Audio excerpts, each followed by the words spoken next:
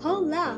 My name is Saina Marie G. Picaro and today I am going to discuss about the PD 1152 or the Presidential Decree 1152. What is PD 1152? The PD 1152 is the Philippine Environment Code Presidential Decree number 1152 and it was enacted on June 6, 1977 and it was the time when the Ferdinand E. Marcos was the President of the Republic of the Philippines. And the law mandates the establishment of the national emission standards for new and existing stationary and mobile sources of pollution, which shall consider among the others such factors as types of the industries and practicable control technology available, location and land use, and the nature of pollutants emitted. The Land Transportation Commission was directed to implement emission standards for vehicles and authorized to deputize other appropriate law enforcement agencies for the purpose. The law highlights The law highlighted the broad spectrum of environment has become a matter of vital concern to the government. The national leadership has taken a step towards this direction by creating the National Environmental Protection Council. It is necessary that the creation of the council be complemented with the launching of comprehensive program of environmental protection and management. Such a program can assume tangible and meaningful significance only by establishing specific environment management policies and prescribing environment quality standards in the Philippine Environment Code. The specific site related to the law or topic. Air quality management. The air quality management, which is to achieve and maintain such levels of air quality as to protect public health and to prevent the greatest extent practicable injury and or damage plant and animal life and property and promote the social and economic development of the century. Ambient air pollution. Air pollution is mainly caused by combustion of fuels and waste, industrial activities, and also natural dust. It consists of fine particles and harmful gases. Ambient air pollution is currently the greatest environmental risk to health, causing mainly cardiovascular and respiratory diseases. It is widespread and affects almost all countries. Many solutions exist to reduce air pollution, including cleaner energy, transport, and agriculture options. Individuals can also contribute by using less motorized transport and consuming less energy. Water quality management. Water quality management, which is to protect and improve the quality of Philippine water resources through the classification of Philippine waters, establishments of water quality standard, protection and improvement of the quality of Philippine water resources, and responsibilities for surveillance and mitigation of pollution incidents in the Philippines, focusing on the issues of water quality, status of water use and water scarcity, and other threats to water availability. Although the country has sufficient amount of water resources, it was found out that water availability is still threatened by some major water resources problems, increasing water demand due to drastic growth in population, water resources pollution, droughts, and flooding, and weak institutional framework to address these problems. Water quality problems include increasing groundwater and surface water pollution.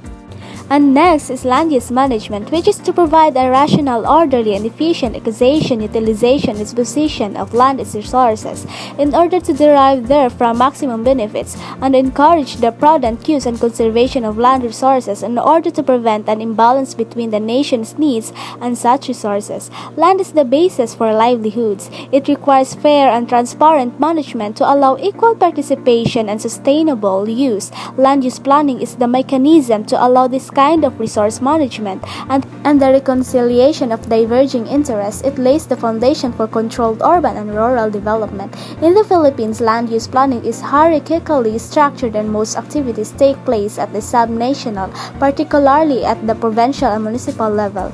The planning levels are interlinked. Lower tier plans with shorter coverage periods are set to follow the priority setting of larger scale plans. And next, natural resources management and conservation. Administration to provide a basic policy on the management and conservation of the country's natural resources to obtain the optimum benefits therefrom and to preserve the same for the future generations, and to provide general measures through which the aforesaid policy may be carried out effectively. Successful implementation was later achieved by establishing effective collaboration between the DNR and local, national, and international NGOs. RRDP developed a replicable social forestry program and manuals, offered land management classes to over 15,000 people, and enhanced physical and economic conditions for households. Training centers are now models for social forestry. Since the termination of RRDP, NGOs have continued RRDP work.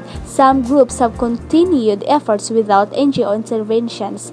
Key successes of RRDP included increased environmental awareness in uplands, increased capacity of NGOs, improved community forestry practices, advanced in land stewards by local groups. And next is waste management, which is to set guidelines to waste management which are viewed to ensuring its effectiveness to encourage, promote, and stimulate technological, educational, economic, and social efforts to prevent environmental damage and unnecessary loss of valuable resources of the nation through recovery, recycling, and reuse of wastes and waste products, and to provide measures to guide and encourage appropriate government agencies in establishing sound, efficient, comprehensive, and effective waste management. Solid waste management remains a major challenge in the Philippines, especially in urban areas like Metro Manila. Improper waste disposal, inefficient waste collection, and lack of disposal facilities are among the dominant concerns in the country's solid waste management.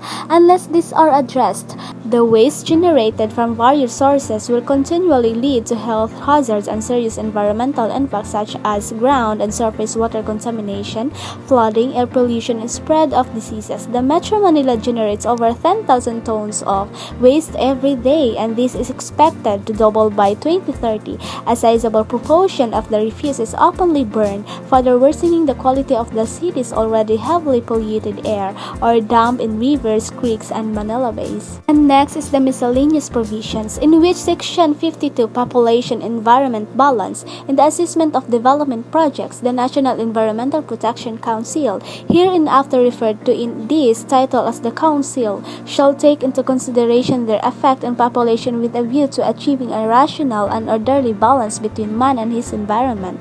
And Section 53, the Environmental Education, which means the Department of Education and Culture shall integrate subjects in environmental education in its social curricula at all levels.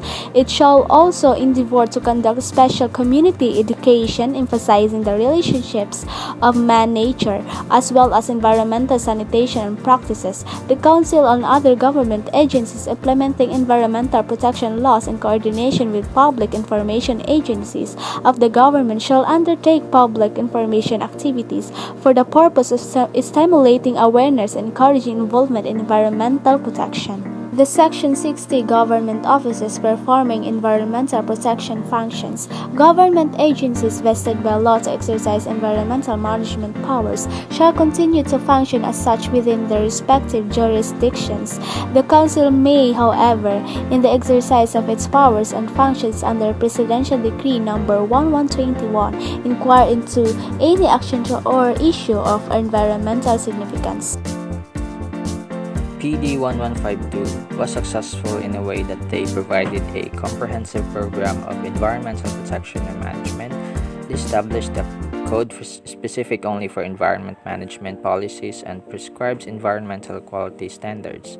To achieve and maintain such levels of air quality as to protect public health and to prevent to the greatest extent practicable injury and damage to plant and animal life and property, and promote the social and economic development of the country. They also prescribe management guidelines to protect and improve water quality through classification of Philippine waters, establishment of water quality standards, protection and improvement of the quality of the Philippine water resources, and responsibilities for surveillance and mitigation of pollution incidents. They also set guidelines for waste management to ensure its effectiveness, encourage, promote, and stimulate technological, educational, economic, and social efforts to prevent environmental damage and unnecessary loss of valuable resources. of the nation through recovery, recycling, and reuse of wastes and waste products, provide measures to guide and encourage appropriate government agencies in establishing sound, efficient, comprehensive, and effective wastes management covering both solid and liquid wastes. What should be done? They implement regulations and enforcement, which is there are air quality and noise standards. The National Pollution Control Commission, in coordination with the appropriate government agencies, is responsible for the enforcement of ambient air quality emission and noise standards, including the monitoring and surveillance of air pollutants, licensing and permitting of air pollution control facilities, and the promulgation of appropriate rules and regulations. Existing air quality emission and noise standards may be revised or modified consistent with new development and technology. They also have the aircraft noise, which is the community noise standards around the airports, shall be implemented by the Civil Aeronautics Administration in coordination with the National Pollution Control Commission. The vehicular emissions, which is the Land Transportation Commission, in coordination with the National Pollution Control Commission, shall implement emission standards for motor vehicles and may deputize other appropriate law enforcement agencies for the purpose. Radioactive emissions, which is the release and emission of radioactivity into the environment incident to the establishment or possession of nuclear energy facilities and radioactive materials, handling, transport, production, storage, use, and disposal of radioactive materials shall be regulated by the Philippine Atomic Energy Commission in coordination with other appropriate government agencies.